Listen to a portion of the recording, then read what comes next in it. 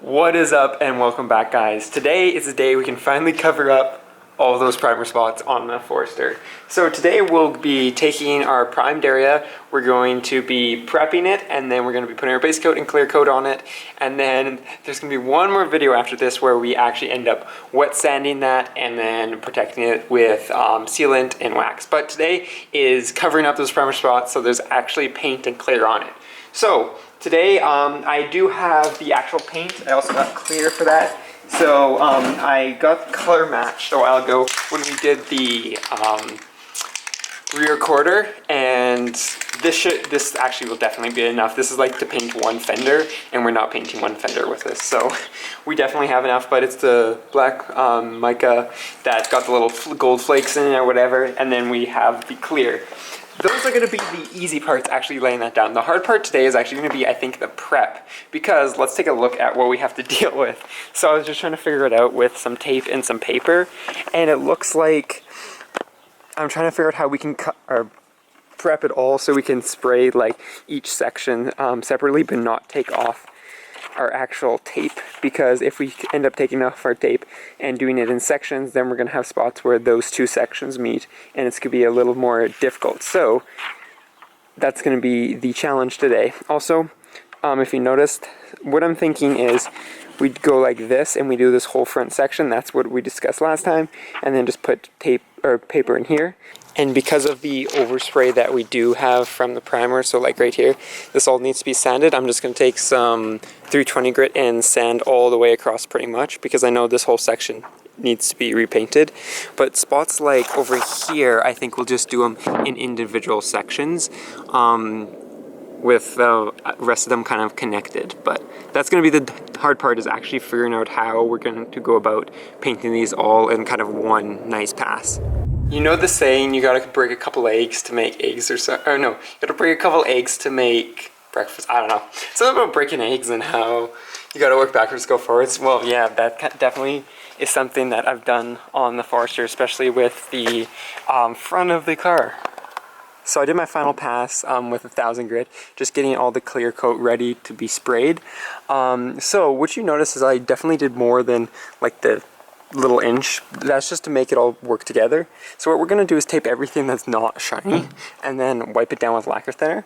But everything that's roughed up is going to be sprayed. Obviously we're going to focus the base coat on the primer. That's pretty obvious.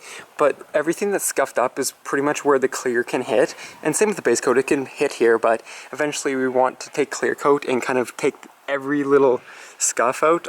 It is only 1000 grit, so we can hit it with 2000 like we are going to wet sand the rest and actually buff it out. But this just gives us a little more room to play around with wet sanding once we actually have the clear coat on.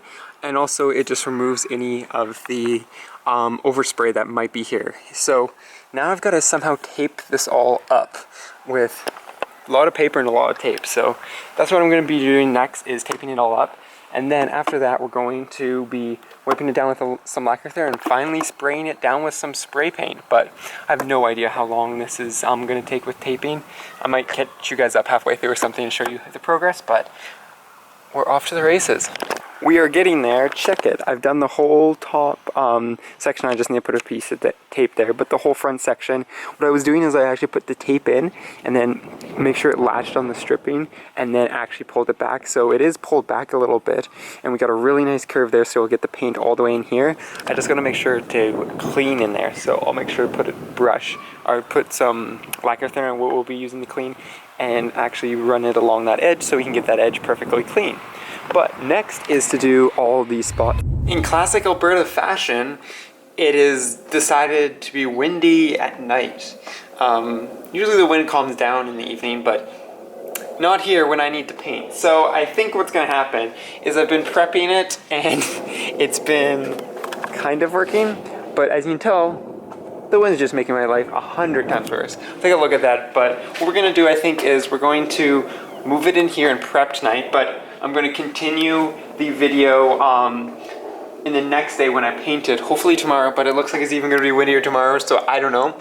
But I will continue that video in this video, so the actual painting, because I didn't get much prep done, and this would be a really short video. This would be like a 2-minute video, so I'll continue this. But we still will do the wet sanding as a separate video, just because that's going to take a long time, and this whole paint and prep thing's kind of a good stage or a good chunk. But here now, so we can actually again.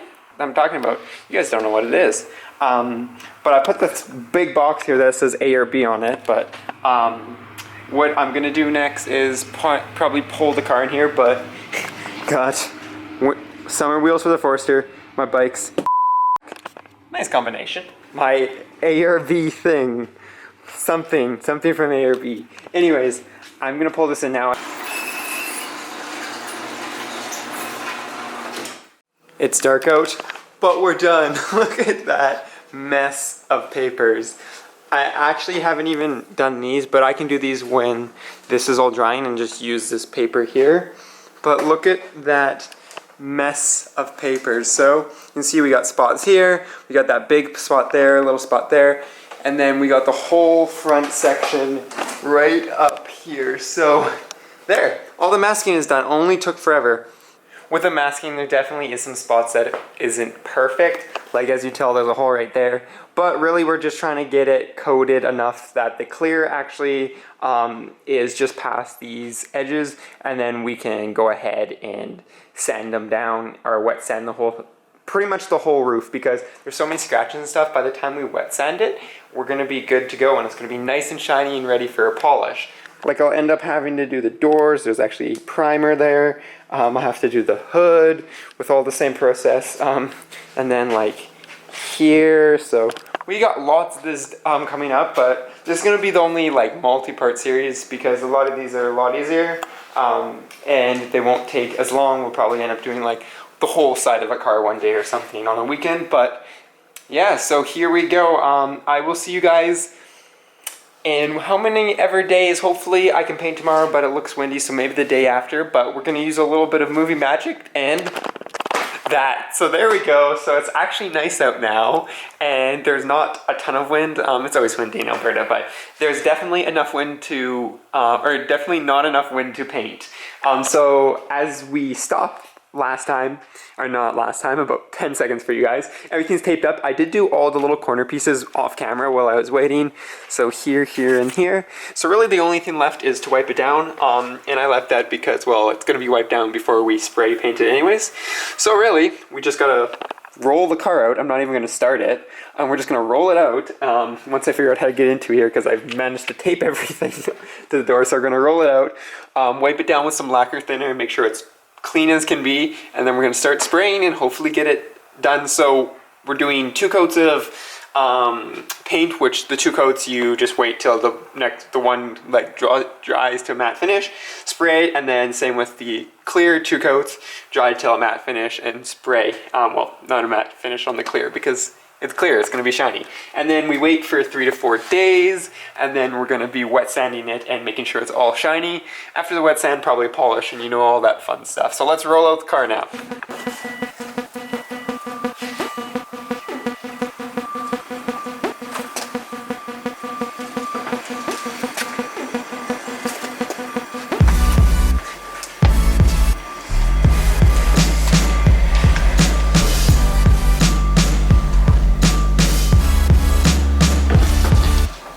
It's out, and now it's time to take my lacquer thinner. So what I'm going to do is I'm actually just going to cover this rag and wipe it off, and then I'm going to take this white rag and wipe it again in the same spot, and then if I have any more residue, you can tell on the white rag. If I don't, it will be all clean and ready to go. So I'll wipe it off. That's not interesting, but once we're done that, we can actually get to painting.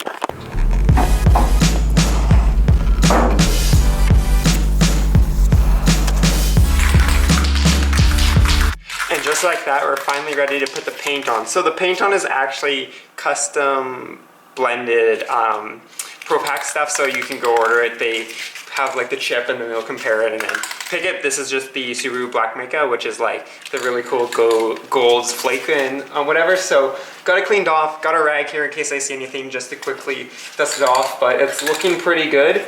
I'm noticing some primer was a little thin in some places and maybe was coming off, but I don't think it's that big of an issue as they're just little tiny spaces. But we're on to paint now. So what I'll do is I'll do first base coat really light, and then we're gonna let that dry till it looks matte, and then put on that second base coat. Focusing on all the little spots, not really doing the whole roof because we don't really need to anyways. So focus on those spots and getting it covered so we actually have a black roof again.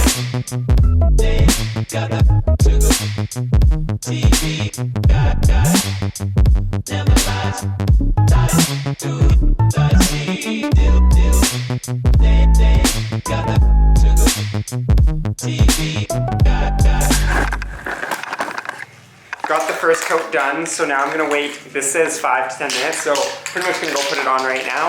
Same thing, just covering it a little bit more, making sure that I can see it. I'll show you guys after because it's still drying and I wanna get the second coat done. But it looks like little divots, as I said, because if I was to do this professionally or get it done professionally, what we would do is actually put in body filler, or if I was more picky. But since this is going to be painted in a couple years, I think I have a couple ideas, and resprayed because there's so many things that I just can't fix that it's not a huge deal. So what we're going to do is we're going to put the second coat on, and then I'll show you guys the base coat before we put the clear on. There we go, we have the base coat on. It is now drying, but the most important thing before we go over and look at it, and I explain to you why it looks really funny, is we're going to put our clear coat in really hot water. So this supposedly helps with orange peel. So I'm going to get as hot as water as I can get out of the tap, and then put it in a little bucket, and then put that clear coat in that little bucket, and it's supposed to reduce orange peel. I haven't tried it without, so I can't really say that it will, but you might as well when all it is a bucket of water. Okay, so we put that in a bucket of warm water, actually hot water. But anyways, let's take a look. So these actually took like no paint at all. And now there's no rust spots on the A-pillar. Actually, don't wear sunglasses because then you can't actually see if you're covering it or not. Yeah, it looks like I got it good. Yep. But look at this. So it's kind of hard for you guys to see actually. But here you can just see like little divots almost. I'll try to zoom in on one. Like there. So those little divots are where we actually grinded out the rust.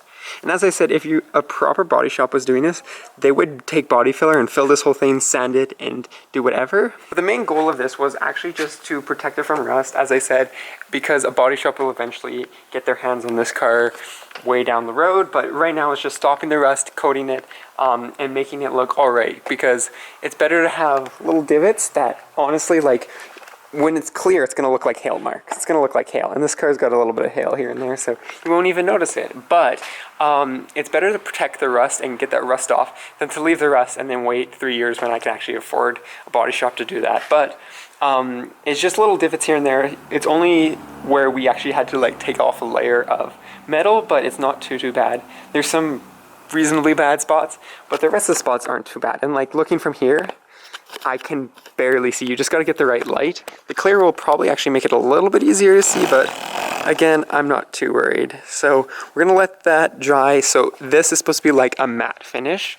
So we're not quite there yet, but we're getting pretty close. So I'll give it maybe another minute or so, and then we're going to spray the clear coat on. When you do spray the clear coat, wipe off the can of clear coat so you don't get any water on it, because that would really suck. But we're gonna let that dry a little bit more. Actually, we'll go give it a little tap and see what it's like. Oh, it's dry to the touch. So we definitely need to go stick that clear on right now.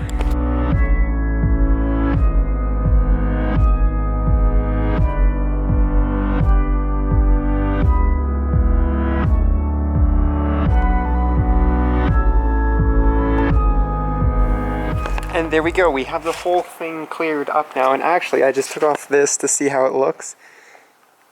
I love this paint is so good, but as you can see that it's now glossy. So what we did is actually we did 2 coats of really light clear just to get it to stick, and then what you do is you take your clear and you do 1 thick coat to make it all glossy. So as you can see, any place where there's a divot, it's super glossy, so pretty much this whole front end But look at that. That actually looks so good and so shiny. I noticed a spot that I'm going to have to hit just to make sure that it's good. But other than that, there's some spots that definitely are going to be problematic, and we're going to have to clear, or we're going to have to wet sand a lot. So stuff like right here. So I didn't clear in here, but I'll have to wet sand it to blend it all together. But that's going to be a whole separate video because we got to let this whole thing dry for 3 days in cure. But I think it's so much better. And I'm just looking for spots that I missed, but I don't see any. So I think we're doing good. Of course, there's little particles in it because that's just impossible to get perfect. But stuff like this is so much better where there's little chips here and there. And then stuff like, why did I not spray there? I'm not sure. So I think I'll hit that, and then we'll probably let this dry for a little bit more before we take off all the tape. And then that's going to be end of this very long 2-day, like, it's been a week for me pretty much because we got 3 days of rain, so couldn't paint then, but we're back at it and we're getting this done today. So I'll get that one little spot, and then we'll wait about 5-10 minutes more, and we'll pull off that paper.